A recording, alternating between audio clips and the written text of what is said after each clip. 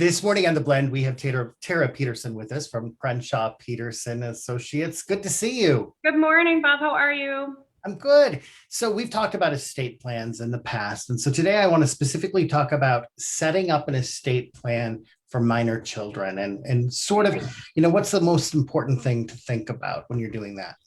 Yeah, so there's a lot of important questions that get added to the equation when we're talking about minor children. And one of the things we really want to focus on is who are going to take those kids and who is going to control that money.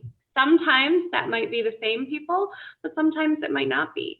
And we also want to take a look at the ages of the children. What are we looking at in terms of potential timelines? I have a 13-month, for example. So if something happens to me today, someone is going to be with my child for many, many, many years. And how do I want to best set up a plan for them for 18 plus years when I'm not there myself, but still exerting, because let's face it, we parents like to have control, right?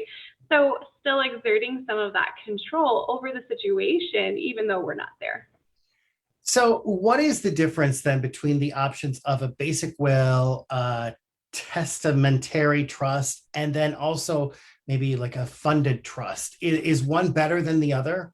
Yeah, so those are our three basic plans: the basic will, the testamentary trust, and then a fully funded trust. And a basic will is just going to cover the basics. It's going to name who your guardian is, it's going to name who your conservator is. The guardian is who has the child, the conservator is who has the money. But everything is sort of overseen by the court. Okay, it's all done through the court system, and there's no extra add-ins to that will. A testamentary trust is still that basic will, but with added language in there that goes over creating a trust on behalf of the child, where the money is going to go into the trust at that time. So you're not creating the trust in advance. It's something that happens testamentarily, so after death.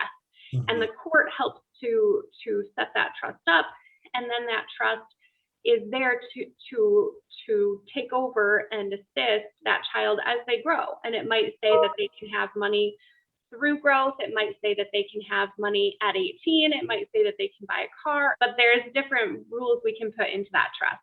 And then lastly, the funded trust is setting up that trust right now, where we change our beneficiaries and everything to that trust. And it's sort of like having a bucket. If we had a bucket, it'd be like putting all of our stuff into that bucket. And if anything happens to us, all the language is already there. The court's not involved in making that language. Yeah, you always have great information, Tara. Thank you so much for joining us on the Blend.